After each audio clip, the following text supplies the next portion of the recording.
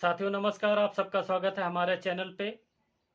साथ ही साथ आप सभी से निवेदन है कि हमारे चैनल को ज़्यादा से ज़्यादा लोग सब्सक्राइब करें। साथियों हम बात करना चाहते हैं जौनपुर से। आप लोग पूरा वीडियो देखिए, बहुत ही इम्पोर्टेंट होने वाला है। साथियों जौनपुर से जो है बहुजन समाज पार्टी धनंजय सिंह की पत्नी श्रीकला को अपना प्रत्याशी बनाई थी। बहन जी उनको आशीर्वाद अपना दी थी। अब बहुत अच्छा चुनाव लड़ रही थी। ऐसा लग रहा था कि जो है अब जो है श्रीकला यहाँ से जो है सांसद बन सकती हैं, जी चुनाव जीत सकती हैं। उसके बाद घटनाक्रम होता है कि जो है धनंजय सिंह जो है जेल से बाहर आते हैं। उसके बाद मीडिया वाले भी कवर करते हैं, कहते हैं कि नहीं जो है अब चुनाव बहुत भारी अंतर से जो है धनंजय सिंह जीत रहे हैं यहाँ से चुनाव। लेकिन कैसे ऐसे घटनाएं हो गई, क्या हुआ बीच में कि श्रीकला जो है चुनाव लड़ने से इनकार कर दी या बहन जी उनका टिकट काट दी। जबकि मीडिया में पूरी तरह से जोर शोर से यह प्रचारित किया गया कि बहन जी ही उनका टिकट काटी हैं, वो खुद नहीं लड़ने से इनकार किए हैं। क्योंकि धनंजय सिंह शाम को बाइट भी दिए थे कि जो है बहन जी जो है हमारा टिकट बार बार काट देती हैं। ना हमें 19 में टिकट दी, ना 17 में टिकट दी, ना 22 में टिकट दी। आश्वासन दे करके बहन जी हमारे टिकट को काट देती हैं। जबकि घनश्याम चंद खरवार जो वहाँ के मुख्य कोऑर्डिनेटर हैं, वो बाइट में उन्होंने बताया कि श्रीकला का टिकट हम लोग नहीं काटे हैं, बल्कि जो है वो खुद चुनाव लड़ने से मना कर दी हैं। उनके ऊपर क्या प्रेशर है वही जानेंगे। हालांकि उन्होंने ये भी बताया कि जब मीडिया में खबरें आने लगी कि धनंजय सिंह चुनाव नहीं लड़ेंगे, तो हम लखनऊ से भाग करके धनंजय सिंह के पास गए, उनसे मुलाकात की। धनंजय सिंह और श्रीकला दोनों लोग थे। उन्होंने कहा कि नहीं हम चुनाव लड़ेंगे, और उसी दिन जो है उनके केंद्रीय कार्यालय का उद्घाटन भी घनश्याम चंद खरवार जी ने किया।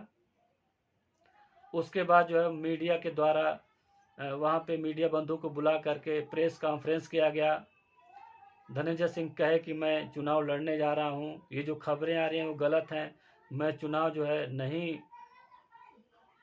पीछे हटूंगा, चुनाव लड़ने से मैं चुनाव लड़ूंगा।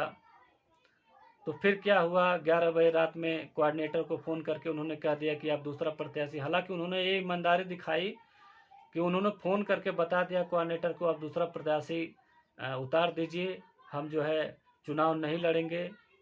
अगर चाहते तो कुछ नहीं बोलते और उनका पर्चा खारिज हो सकता था और बहुजन समाज पार्टी से और कोई दूसरा प्रत्याशी नहीं उतर पाता। ईमानदारी से उन्होंने कह दिया कि नहीं जो है आप दूसरा प्रत्याशी तलाश लीजिए। ऐसा जो है घनश्याम चंद खरवार का कहना है। उन्हीं के द्वारा ये पता चला कि बहन जी ने उनका टिकट नहीं काटा, बल्कि वो खुद चुनाव से बाहर चले गए। अब कल जो है उनकी एक बहुत बड़ी मीटिंग हुई।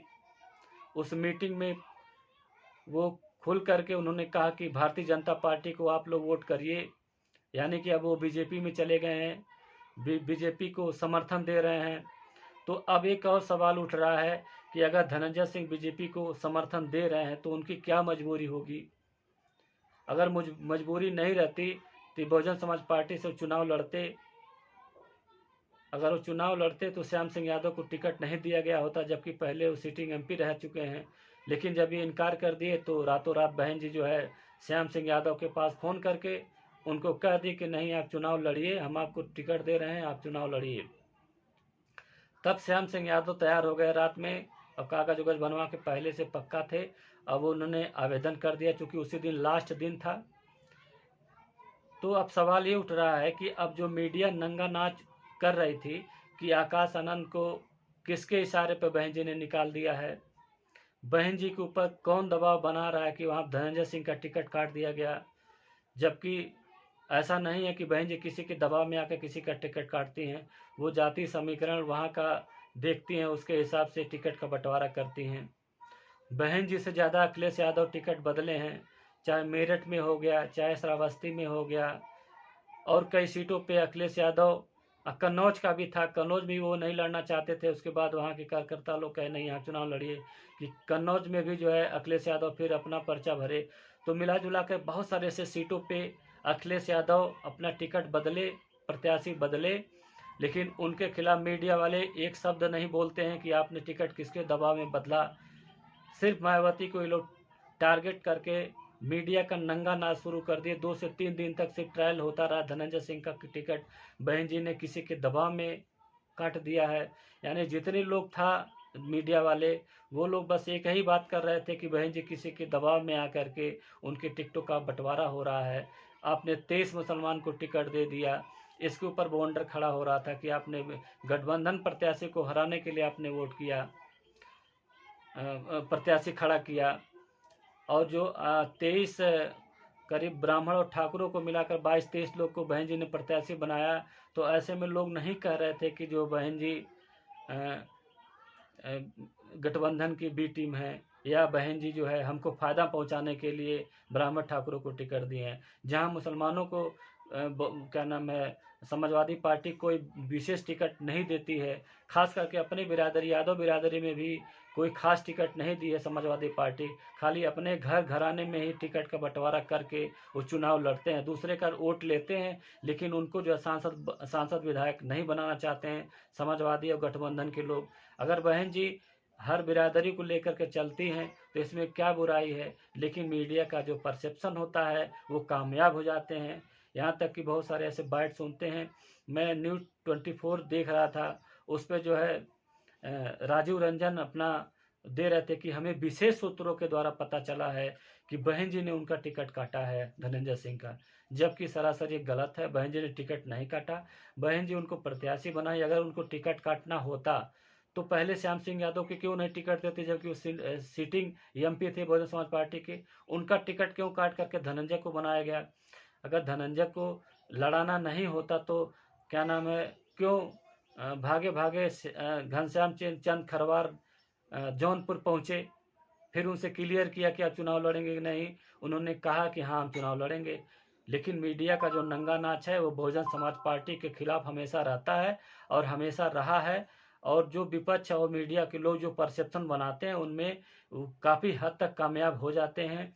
ये पूरी तरह से लड़ाई जो चल रही थी, वो पहले जो 2 चरण का चुनाव हुआ वहाँ पे अक्सर सभी सीटों पे बीजेपी और बहुजन समाज पार्टी से सीधा मुकाबला हुआ। उसके बाद जैसे ही आकाश आनंद को बहन जी ने अपने उनके पदों से मुक्त किया, उसके बाद मीडिया का नंगा नाच शुरू हो गया। और विपक्ष का नंगा नाच वो भी कह सकते हैं, क्योंकि संजय सिंह ने भी कह दिया कि हाथी के सूंड में कमल का फूल।